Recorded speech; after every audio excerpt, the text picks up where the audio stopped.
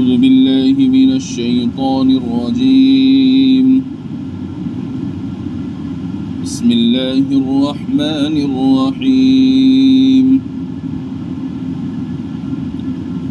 فلا أقسم بالخنس الجوار الكنس والليل إذا عسعس والصبح إذا تنفس إنه لقول رسول كريم ذي قوة عند ذي العرش مكين مطاع ثم أمين وما صاحبكم بمجنون ولقد رآه بالأفق المبين وما هو على الغيب بضنين وما هو بقول شيطان رجيم فأين تذهبون إن هو إلا ذكر للعالمين لمن شاء منكم أن يستقيم وما تشاءون إلا أن يشاء الله رب العالمين. صدق الله العظيم. فلا أقسم بالخنس، میں قسم کھاتا ہوں پیچھے ہٹنے والے کی، الجوار الکنس چلتے رہنے والے کی، چھپ جانے والے کی، واللیل اذا عسعس اور رات کی جب وہ گزر جائے، والصبح اذا تنفس اور صبح کی جب وہ سانس لے۔ آج جو آیات مبارکہ تلاوت کی گئی ہیں یہ سورہ تکویر کی آخری آیات مبارکہ ہیں۔ ان آیات مبارکہ میں سے ابتدائی آیات میں اللہ رب العزت نے دو قسمیں کھائی ہیں اور ان سے دو باتیں بیان کرنا مقصود ہے۔ اولاً اللہ تبارک و تعالی نے ستاروں کی قسمیں کھائی ہیں۔ یاد رکھیے گا کچھ ستارے ایسے ہیں جو اپنی جگہ پر قائم ہیں جن کو ثوابت کہا جاتا ہے، اور کچھ ستارے ایسے ہیں جو حرکت کر رہے ہوتے ہیں، چل رہے ہوتے ہیں، ان کو سیارات کہا جاتا ہے۔ تو ایسے 5 ستارے ہیں جن کے بارے میں کہا جاتا ہے کہ ان کو خمسہ متحیرہ کہا جاتا ہے، یعنی حیران کر دینے والے 5 ستارے، اور ان کے نام زحل، مشتری، عطارد، مریخ اور زہرہ ہیں۔ یہ 5 ستارے ہیں، یہ کبھی آگے کی جانب چلتے ہیں اور کبھی پیچھے کی طرف کو چلتے ہیں۔ جب یہ پیچھے کو ہٹتے ہیں تو پیچھے ہی کو چلتے رہتے ہیں، اور جب یہ آگے کو بڑھتے ہیں تو پھر یہ آگے کو ہی چلتے رہتے ہیں یہاں تک کہ وہ اپنے مطالعے میں جا کر کے چھپ جاتے ہیں۔ تو اللہ تبارک و تعالی نے ان حرکت کرنے والے 5 ستاروں کی قسمیں کھائی ہیں۔ اس قسم کھا کر اللہ تبارک و تعالی یہ ثابت فرمانا چاہتے ہیں، یہ بتانا مقصود ہے کہ قرآن کریم کی وحی لے کر حضرت جبریل امین آتے ہیں، وہ وحی پہنچا کر پیچھے لوٹ جاتے ہیں اور واپس چلتے چلتے اپنے مستقر میں پہنچ جاتے ہیں۔ پھر دوسری قسم کھائی اللہ تبارک و تعالی نے صبح کی، اور ارشاد فرمایا رات کے گزرنے کی اور صبح کے نمودار ہونے کی قسم کھائی ہے کہ جب صبح ہو جاتی ہے اور رات چلی جاتی ہے تو اس کی قسم کھائی، اور اس سے یہ ثابت کرنا مقصود ہے کہ جہالت اور تاریخ کا زمانہ گزر گیا، اب صبح ہدایت قرآن کریم کی شکل میں نمودار ہوئی ہے۔ اس کی قدر پہچانو، موقع ہاتھ سے نکل نہ جائے۔ اس طرح سے اللہ تبارک و تعالیٰ نے 2 چیزوں کی قسمیں کھائی ہیں۔ یاد رکھیے گا اللہ تبارک و تعالیٰ قانون بنانے والے ہیں، قانون کو نافذ کرنے والے ہیں، اللہ تبارک و تعالیٰ کو اختیار ہے وہ جس چیز کی چاہے قسمیں کھائیں، اللہ مکلف نہیں ہے۔ انسان قانون کا پابند ہے، انسان مکلف ہے، انسان قانون پر عمل کرنے پر اس کو پابند کیا گیا، اس کو قانون پر عمل کرنا ضروری ہے۔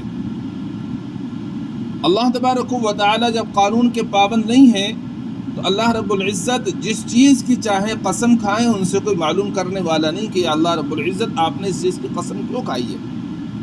چنانچہ اللہ تعالیٰ نے قرآن مقدس کے اندر اپنی مخلوقات میں سے بہت سی چیزوں کی قسمیں کھائی ہیں، لیکن اللہ تبارک و تعالیٰ نے اپنے بندوں کو منع فرما دیا، اور حضرت نبی کریم صلی اللہ تعالیٰ علیہ وآلہ وسلم کے ذریعے یہ بات اپنے بندوں تک پہنچائی کہ ان کے لیے یہ اجازت نہیں ہے کہ وہ اللہ رب العزت کے سوا کسی اور چیز کی قسم کھائیں۔ یہاں تک فرمایا گیا کہ اگر کوئی اللہ کے علاوہ کسی اور چیز کی قسم کھاتا ہے تو اس نے شرک کیا۔ جیسے بہت سے لوگوں کا مزاج ہوتا ہے، اولاد کی قسم کھا لیتے ہیں، رزق کی قسم کھا لیتے ہیں، اور اسی طرح سے سر کی قسم کھا رہا ہے، کوئی کعبے کی قسم کھا رہا ہے۔ تو یہ جو لوگ اس قسم کی قسمیں کھاتے ہیں، یہ ساری قسمیں کھانا شرک ہوا کرتا ہے، گناہ کبیرہ ہوتا ہے۔ اس سے ہمیں اپنے آپ کو بچانا چاہیے، صرف اور صرف اللہ رب العزت کی قسم کھانی چاہیے، اور اللہ تبارک و تعالیٰ کی صفات کی قسم کوئی بندہ کھانا چاہے تو کھا سکتا ہے، لیکن یاد رکھیے گا زیادہ قسمیں کھانا اچھی بات نہیں ہوتا۔ جو آدمی زیادہ قسمیں کھاتا ہے اس کی باتوں کا اعتبار اڑ جایا کرتا ہے، اور زیادہ قسمیں کھانا یہ مومن مخلص کا کام نہیں ہے، بلکہ یہ کام منافق کا ہوا کرتا ہے۔ منافق حضور اکرم صلی اللہ تعالیٰ علیہ وآلہ وسلم کی خدمت میں آتے تھے اور جھوٹی جھوٹی قسمیں کھا کر غلط کام کرتے تھے، پھر آپ کو اعتماد دلاتے تھے کہ ہمیں یہ عذر پیش آ گیا تھا، اس وجہ سے ہم نے یہ کام اس نے کیا۔ تو ہمیں مسلمان ہیں، ہم لوگوں کو قسمیں زیادہ نہیں کھانی چاہیے۔ کبھی اگر ضرورت پیش آئے قسم کھانے کی تو صرف اللہ رب العزت کی قسم کھائیں، یا اللہ تبارک و تعالیٰ کی جو صفاتیں ہیں، رازق ہونا، خالق ہونا، اس کی قسم کھائی جا سکتی ہے۔ تو بہرحال علماء نے یہ لکھا ان آیات کے ضمن میں کہ اللہ مالک ہیں، خالق ہیں، قانون بنانے والے ہیں، قانون نافذ کرنے والے ہیں، اللہ مکلف نہیں ہیں۔ اللہ رب العزت کو اختیار ہے جس چیز کی چاہے قسم کھائیں، لیکن بندوں کو پابند کر دیا گیا، وہ صرف اللہ تعالیٰ کی قسم کھا سکتے ہیں۔ تو اللہ رب العزت نے ان آیات مبارکہ میں قسم کھائی ہیں ستاروں کی۔ ارشاد فرمایا فَلَا أُقْسِمُ بِالْخُنَّسِ، میں قسم کھاتا ہوں پیچھے ہٹنے والے، الجوار الکنس، چلتے رہنے والے، چھپ جانے والے سیاروں کی، واللیل اذا عسعس، اور رات کی قسم کھاتا ہوں جب وہ گزر جائے، والصبح اذا تنفس، اور صبح کی جب وہ سانس لے یعنی نمودار ہو جائے۔ اور قرآن کریم اتر گیا، اس کے اندر ہدایت ہے۔ اب اس کے اترنے سے جو جہالت تھی وہ سب کے سب ختم ہو گئی، لہذا اب ہمارے لیے ہدایت کی راہ دکھلانے والا، ہدایت کا راستہ بتانے والا قرآن کریم ہے۔ قرآن کریم کو پڑھنا، اس پر عمل کرنا چاہیے، اسی کے ذریعے سے بندہ ہدایت پاتا ہے۔ فرمایا انہ لقول رسول کریم، بے شک قرآن البتہ بات ہے بھیجے ہوئے معزز فرشتے کی۔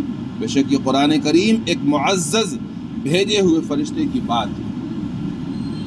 بھیجے ہوئے معزز فرشتے سے مراد حضرت جبریل امین ہے۔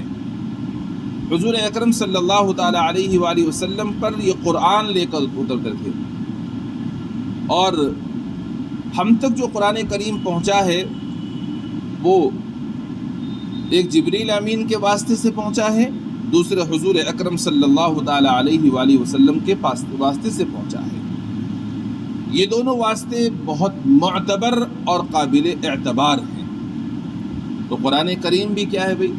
ایک معتبر کلام ہے، اللہ رب العزت کا کلام ہے، لہذا قرآن کریم پر عمل کرنا اور اس کے مطابق زندگی گزارنا یہ کامیابی کی کنجی ہے۔ اس کے بغیر بندہ کامیاب نہیں ہو سکتا۔ اللہ رب العزت نے ارشاد فرمایا انہو لقول رسول کریم، بے شک یہ قرآن ایک معزز بھیجے ہوئے فرشتے کی بات ہے۔ اس کی صفت یہ ہے ذی قوت عند ذی العرش مکین، جو قوت والا ہے، عرش کے مالک کے نزدیک ذی رتبہ ہے، مطاع ثم امین، وہاں آسمان میں اس کی بات مانی جاتی ہے، وہ قابل اعتماد ہے۔ یہ اللہ تبارک و تعالی نے حضرت جبریل امین کے 5 اوصاف بیان فرمائے۔ پہلا وصف یہ بیان فرمایا جبریل امین معزز اور مکرم فرشتہ ہے، اور دوسرا وہ طاقتور ہے۔ آپ ان کی طاقت کا اندازہ لگائیے کہ جس وقت میں اللہ رب العزت نے حضرت لوط علیہ السلام کی بستی کو پلٹنے کا حکم ارشاد فرمایا تو جبریل امین نے پوری بستی کو اپنے پر اٹھایا اور اس کو اٹھا کے پلٹ دیا۔ آپ اندازہ لگائیے کتنا طاقتور ہے فرشتہ۔ اسی کو اللہ رب العزت نے ارشاد فرمایا وہ طاقتور ہے، اور تیسری صفت یہ ہے وہ عرش کے مالک کے نزدیک ذی رتبہ ہے، یعنی اللہ تبارک و تعالی جو عرش کے مالک ہیں، اللہ رب العزت کے نزدیک اس فرشتے کا مقام بہت بلند ہے، یہ مرتبے والا فرشتہ ہے۔ چوتھی صفت ہے اس فرشتے کی، آسمانوں میں اس کی بات مانی جاتی ہے۔ آسمان میں جتنے بھی فرشتے ہیں تمام فرشتوں کے یہ سردار ہیں، اور تمام فرشتوں میں یہ معزز اور مکرم ہیں، تمام فرشتے ان کی اطاعت کرتے ہیں، یعنی یہ کہہ لیجئے گا کہ آسمانوں میں ان کی اطاعت کی جاتی ہے، ان کی بات مانی جاتی ہے۔ دوسرے الفاظ میں کہہ لیجئے گا کہ حضرت جبریل امین امیر ہیں، باقی تمام فرشتے مامور ہیں، تو آسمانوں میں ان کی بات مانی جاتی ہے۔ 5ویں صفت یہ ہے وہ امانت دار ہیں کہ جو چیز اسے سونپی جائے وہ اس کی حفاظت کرنے والا فرشتہ ہے۔ یہ 5 صفات اللہ تعالیٰ نے حضرت جبریل امین کی بیان فرمائی۔ تو ارشاد فرمایا انہو لقول رسول کریم، بے شک یہ قرآن ایک معزز بھیجے ہوئے فرشتے کی بات ہے۔ کلام تو اللہ کا ہے، لیکن اس کلام کو نبی کو سنانے والے جبریل امین ہیں، اس لیے ارشاد فرمایا یہ قرآن بات ہے جبریل امین کی، ورنہ یہ نہ سمجھے کوئی بھی کہ یہ جبریل امین کا قول ہے، جبریل امین کی باتیں ہیں یہ قرآن کریم، نہیں، بات تو اللہ کی ہے، کلام تو اللہ کا ہے، لیکن پیغمبر علیہ السلام کو یہ قرآن اللہ رب العزت نے براہ راست نہیں سنایا، بلکہ یہ جبریل امین نے سنایا، تو اس اعتبار سے یہ بات ہے جبریل امین کی۔ کلام تو اللہ کا ہی ہے، لیکن جبریل امین نے جو کہ نبی کو سنایا، اس لیے اللہ نے ارشاد فرمایا بے شک یہ قرآن ایک معزز بھیجے ہوئے فرشتے کی بات ہے۔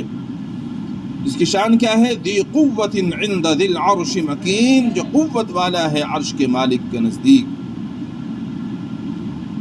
ذی قوت عند ذی العرش مکین مطاع ثم، ذی قوت عند ذی العرش مکین مطاع ثم امین، ذی رتبہ ہے، وہاں آسمانوں میں اس کی بات مانی جاتی ہے، وہ قابل اعتماد ہے۔ وما صاحبکم بمجنون، اور تمہارے ساتھی محمد صلی اللہ علیہ وسلم دیوانے نہیں ہیں۔ آپ صلی اللہ تعالی علیہ وآلہ وسلم بھی قرآن کریم امت تک پہنچانے میں واسطہ ہیں، آپ بھی قابل اعتماد ہیں۔ جس طرح سے جبریل امین کی 5 صفات بیان فرمائی اللہ رب العزت نے کہ ان کی 5 خوبیاں ہیں ان کے اندر، اسی طرح سے حضور اکرم صلی اللہ تعالی علیہ وآلہ وسلم کی بھی ان آیات میں 4 صفات بیان فرمائی اور 4 باتیں ارشاد فرمائی۔ فرمایا آپ دیوانے نہیں ہیں۔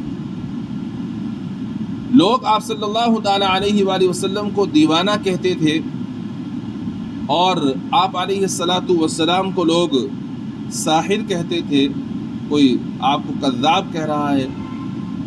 تو اللہ تبارک و تعالی نے قرآن کریم میں مختلف مقامات پر لوگوں کی ان باتوں کی تردید فرمائی ہے۔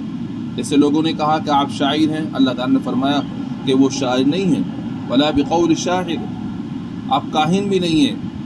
اسی طرح یہاں اللہ تعالی نے ارشاد فرمایا جس نبی کے واسطے سے یہ قرآن امت تک پہنچا، لوگوں تک پہنچا، اس نبی کی شان یہ ہے کہ وہ نبی دیوانہ نہیں ہے۔ لوگ اس کو دیوانہ کہتے ہیں، وہ نبی دیوانہ نہیں ہے۔ اور دوسری صفت ارشاد فرمائی آپ نے جبریل امین کو ان کی اصل شکل میں دیکھا ہے، بس آپ ان کو خوب پہچانتے ہیں، اور جبریل امین آپ صلی اللہ تعالیٰ علیہ وآلہ وسلم کے لیے انجانے نہیں ہیں۔ آپ نے جبریل امین کو دیکھا ہے اپنی اصلی شکل میں، کب دیکھا ہے؟ 2 مرتبہ دیکھا ہے۔ ایک مرتبہ اس وقت جب آپ پر پہلی مرتبہ وحی نازل ہو رہی ہے اور آپ غار حرا میں تشریف فرما ہے، آپ نے ان کو اصلی شکل میں دیکھا۔ آپ نے فرمایا کہ جبریل امین کے 600 بازو ہیں، 600 پر ہیں۔ اور دوسری مرتبہ آپ نے اس وقت دیکھا جب آپ معراج کے لیے تشریف لے گئے، جب سدرۃ المنتہا پر آپ نے ان کو اصلی شکل میں دیکھا ہے۔ تو جبریل امین کو آپ علیہ الصلاۃ والسلام نے 2 مرتبہ اپنی اصلی شکل میں دیکھا۔ ایک ابتداء وحی، یعنی جب وحی کی ابتدا ہوئی، غار حرا میں آپ تشریف فرماتے اس وقت دیکھا، اور دوسری مرتبہ جب آپ معراج کے لیے تشریف لے گئے سدرۃ المنتہا پر، آپ نے جب اصلی شکل میں دیکھا ہے۔ باقی جبریل امین جتنی مرتبہ بھی آپ علیہ الصلاۃ والسلام کے پاس تشریف لاتے تھے تو اپنی اصلی شکل میں نہیں تشریف لاتے تھے، بلکہ کبھی ایک صحابی ہیں حضرت دحیہ کلبی رضی اللہ تعالی عنہ، ان کی شکل میں تشریف لاتے تھے، کبھی کسی اور دیہاتی صحابہ کی شکل میں تشریف لے آتے تھے، لیکن اپنی اصلی شکل میں صرف 2 مرتبہ تشریف لائے۔ تو اللہ رب العزت نے یہ ارشاد فرمایا، بلا شبہ انہوں نے اس فرشتے کو دیکھا ہے آسمان کے واضح کنارے میں، یعنی نبی نے ان کو دیکھا ہے اصلی شکل میں۔ جب ان کو دیکھا ہے تو آپ ان کو اچھی طرح پہچانتے ہیں، اور وہ آپ کے لیے انجانے نہیں ہیں۔ اور تیسری صفت بیان فرمائی، آپ غیب پر یعنی وحی کے ذریعے جو باتیں آپ کو بتائی جاتی ہیں ان کو چھپاتے نہیں ہیں، اس بارے میں آپ بخیل نہیں ہیں۔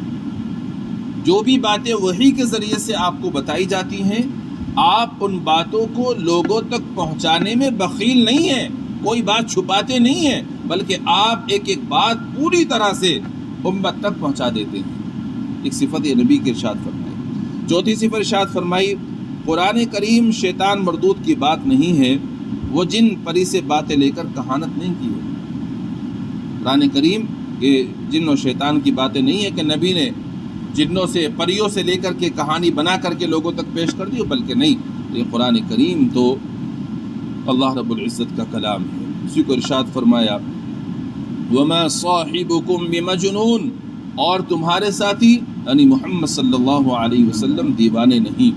وَلَقَدْ رَآهُ بِالْأُفُقِ الْمُبِينِ، اور بلا شبہ انہوں نے اس فرشتے کو دیکھا ہے آسمان کے واضح کنارے میں۔ وَمَا هُوَ عَلَى الْغَيْبِ بِضَنِينٍ، اور وہ غیب کی باتوں میں بخیل بھی نہیں۔ وَمَا هُوَ بِقَوْلِ الشَّيْطَانِ الرَّجِيمِ، اور وہ شیطان مردود کی بات کی بھی نہیں۔ فَأَيْنَ تَذْهَبُونَ، بس تم کہاں جا رہے ہو؟ إِنْ هُوَ إِلَّا ذِكْرٌ لِلْعَالَمِينَ، قرآن جہان والوں کے لیے نصیحت ہی ہے، اس شخص کے لیے جو تم میں سے سیدھی راہ پر چلنا چاہتا ہے۔ لمن شاء منکم من یستقیم، اس شخص کے لیے جو سیدھی راہ پر چلنا چاہتا ہے۔ وما تشاءون الا ان یشاء اللہ رب العالمین، اور تم نہیں چاہو گے مگر یہ کہ اللہ رب العالمین چاہے۔ اللہ نے یہ قسمیں کھا کر کے اور جبریل امین کی اور حضور اکرم صلی اللہ تعالی علیہ وآلہ وسلم کی صفات بیان فرما کر ارشاد فرمایا کہ یہ تم کہاں چلے جا رہے ہو؟ یہ قرآن کریم جہانوں کے لیے ایک نصیحت ہے، یہ صرف مسلمانوں کے لیے ہدایت نہیں ہے، مسلمانوں کی نصیحت نہیں ہے، بلکہ یہ قرآن کریم تمام انسانوں کے لیے ایک نصیحت نامہ ہے۔ یہ قرآن کریم تمہارے پاس میں موجود ہے، اس قرآن کے ہوتے ہوئے تم کہاں چلے جا رہے ہو؟ تم نے قرآن کو چھوڑ دیا، قرآن کی تلاوت سے تم پیچھے ہٹ رہے ہو۔ اور یہ بات تو اللہ رب العزت نے مشرکینوں کے بارے میں ارشاد فرمائی اور کافروں کے بارے میں ارشاد فرمائی کہ لوگوں یہ قرآن کریم ایک نصیحت نامہ ہے، اس قرآن کو اللہ نے تمام جہانوں کے لیے بھیجا ہے، اتارا ہے، یہ قرآن صرف مسلمانوں کا کلام نہیں ہے، تم کہاں چلے جا رہے ہو اس قرآن کو چھوڑ کر؟ لیکن افسوس صد افسوس ہے، آج مسلمانوں کا بھی کچھ یہی حال ہو رہا ہے۔ مسلمانوں کے پاس میں قرآن موجود ہے جو اللہ کا کلام ہے، اس کی صفت یہ ہے کہ اس کے اندر ذرہ برابر بھی کوئی کسی بھی انسان کی، کسی بھی فرشتے کی کوئی بات موجود نہیں ہے، جس طرح سے اللہ رب العزت نے اس قرآن کو اتارا تھا اسی طرح سے آج بھی یہ موجود ہے، قیامت تک موجود رہے گا، اس میں کوئی ذرہ برابر تبدیلی نہیں کر سکتا، اور جس نے تبدیلی کرنے کی کوشش کی وہ خود تبدیل ہو گیا۔ اللہ کا کلام جیسا محفوظ تھا ایسے ہی محفوظ ہے، انشاءاللہ قیامت تک محفوظ رہے گا۔ جب یہ قرآن اللہ کا ایسا کلام ہے، ایسا محفوظ ہے، اور اللہ نے اس کو نصیحت کے لیے اتارا ہے، تمام جہانوں کے لیے اس میں نصیحت چھپی ہوئی ہے، تو مسلمانوں تم نے قرآن کو کیوں چھوڑ دیا؟ قرآن کی تلاوت تم نے چھوڑ دی اور قرآن کریم پر عمل کرنا تم نے چھوڑ دیا۔ آخر تم اس قرآن کو چھوڑ کر جانا کہاں چاہتے ہو؟ کس سے ہدایت لینا چاہتے ہو؟ کہاں سے تمہیں ہدایت ملے گی؟ کہاں سے تمہیں رہنمائی ملے گی؟ اللہ نے تو قرآن دیا، تم کس اور قرآن کو چھوڑ کر کس سے ہدایت حاصل کرنا چاہتے ہو؟ اللہ نے ارشاد فرمایا فَأَيْنَ تَذْهَبُونَ، تم کہاں چلے جا رہے ہو؟ بتاؤ تو صحیح ذرا، میں نے تمہیں قرآن دیا، قرآن تو اس لیے دیا تھا کہ تم اس کو پڑھتے، اس پر عمل کرتے، اس کے ذریعے سے تم ہدایت حاصل کرتے، مگر تم کہاں چلے جا رہے ہو؟ فَأَيْنَ تَذْهَبُونَ، تم کہاں جا رہے ہو؟ ان هو الا ذکر للعالمین، قرآن جہانوں کے لیے نصیحت ہی ہے۔ لمن شاء منکم ان یستقیم، اس شخص کے لیے جو تم میں سے سیدھی راہ چلنا چاہے۔ قرآن کریم ہدایت ہے، قرآن کریم نصیحت ہے، لیکن اس سے ہدایت وہی شخص حاصل کرے گا جو ہدایت حاصل کرنا چاہتا ہے، اور اللہ رب العزت اسی کو ہدایت دیتے ہیں۔ اللہ رب العزت نے کسی کو مجبور نہیں کیا، ارشاد فرما دیا وَمَنْ شَاءَ فَلْيُؤْمِنْ وَمَنْ شَاءَ فَلْيَكْفُرْ، جو چاہے ایمان لے آئے، جو چاہے کفر اختیار کرے، مجبور کسی کو نہیں کیا، آدمی کو اختیار دے دیا۔ اب آدمی اپنی مرضی سے جس راستے کو چاہتا ہے اس کو چن لیتا ہے۔ ہاں البتہ جس بندے کے دل میں ہدایت ہوتی ہے، طلب ہوتی ہے، اللہ تعالیٰ اس کے لیے راستہ آسان فرما دیتا ہے۔ اس لیے ہم میں سے ہر ایمان والے کو اپنے اندر طلب رکھنی چاہیے، چاہت رکھنی چاہیے، خواہش رکھنی چاہیے کہ یہ قرآن اللہ کا کلام ہے اور یہ نصیحت نامہ ہے، مجھے اس قرآن سے نصیحت حاصل کرنی ہے، لہذا باری تعالیٰ اپنا فضل فرما کر مجھے اس قرآن سے نصیحت حاصل کرنے کی توفیق عطا فرما دیجیے۔ ہم نیت رکھیں گے، تمنا کریں گے، کوشش کریں گے، اللہ رب العزت ہمارے لیے راستہ آسان فرما دیں گے۔ تو فرمایا لمن شاء منکم ان یستقیم، اس کے لیے جو چاہے تم میں سے سیدھی راہ چلے۔ وما تشاءون الا ان یشاء اللہ رب العالمین، اور تم نہیں چاہو گے مگر یہ کہ اللہ رب العالمین چاہیں۔ اللہ رب العالمین چاہیں گے تبھی تمہیں ہدایت ملے گی۔ اللہ رب العزت کی منشا کے بغیر ہدایت نہیں مل سکتی، ہدایت اللہ کے ہاتھ میں ہے۔ ہدایت اگر کسی نبی کے، کسی پیغمبر کے ہاتھ میں ہوتی تو کیا پیغمبر ہدایت نہ دے دیتے؟ حضرت آدم علیہ السلام کا بیٹا قابیل ہے، وہ نافرمان ہو گیا۔ اگر ہدایت ان کے ہاتھ میں ہوتی کیا بیٹے کو ہدایت نہ دیتے؟ وہ کیوں نافرمان ہوتا؟ پوری دنیا کے اندر جتنے بھی قتل ہوں گے، قتل کرنے والوں کو تو ان کا گناہ ہوگا ہی ہوگا، لیکن چونکہ اس قتل کی بنیاد ڈالنے والا قابیل ہے، سارے بندوں کے قتل کا گناہ اس اکیلے کے اوپر ہوگا۔ کیوں اتنا بڑا گناہ اپنے بیٹے کا سر پر لدواتے؟ معلوم یہ ہوا کہ پیغمبر کے ہاتھ میں ہدایت نہیں ہے۔ اگر پیغمبروں کے ہاتھ میں ہدایت ہوتی تو حضرت ابراہیم علیہ السلام جو تمام انسانوں کے جد امجد ہیں، حضرت ابراہیم علیہ السلام اپنے باپ آزر کو ہدایت نہ دے دیتے؟ اگر پیغمبروں کے ہاتھ میں ہدایت ہوتی حضرت نوح علیہ السلام اپنے بیٹے کو ہدایت نہ دے دیتے؟ اگر پیغمبروں کے ہاتھ میں ہدایت ہوتی تو لوط علیہ السلام اپنی بیوی کو ہدایت نہ دے دیتے؟ اگر پیغمبروں کے ہاتھ میں ہدایت ہوتی تو حضرت نبی کریم صلی اللہ تعالی علیہ وآلہ وسلم اپنے چہیتے اور لاڈلے چچا خواجہ ابو طالب کو ہدایت نہ دے دیتے؟ میرے بزرگوں، ہدایت صرف اور صرف اللہ رب العزت کے ہاتھ میں ہے، وہ جس کو چاہتے ہیں اس کو عطا فرماتے ہیں۔ تو ہم میں سے ہر ایک کو ہدایت کا طلبگار رہنا چاہیے۔ ہدایت کے طلبگار رہیں گے تو انشاءاللہ ہمیں اللہ تعالیٰ ہدایت عطا فرمائیں گے۔ وہ یہ نہ سمجھے کہ میں تو مسلمان ہو گیا، مجھے ہدایت مل گئی۔ اگر یہی بات ہے تو پھر قرآن میں اہدنا الصراط المستقیم مت پڑھو، چھوڑ دو اس کو کہ جی ہم تو مسلمان ہیں، ہم تو نہیں پڑھتے، ہمیں تو سیدھا راستہ مل گیا۔ یاد رکھیے گا، کتنا ہی کوئی مسلمان بن گیا، کتنا ہی مخلص فرما بردار ہو، قیامت تک اس کو ہدایت کی ضرورت ہے۔ مرتے دم تک اس کو ہدایت کی ضرورت ہے، اور ہدایت کا طلبگار رہو گے تبھی اللہ کی طرف سے رہنمائی ملے گی۔ اللہ مجھے بھی اور آپ سب کو بھی صحیح سمجھ عطا فرمائے، قرآن کریم کو پڑھنے والا، اس پر عمل کرنے والا اور اس کے مطابق زندگی گزارنے والا بنا دے۔ سبحان اللہ بحمدہ، سبحانک اللہم بحمدک، ونشہد ان لا الہ الا انت، نستغفرک ونتوب الیک۔ سبحان ربک رب العزة عما یصفون۔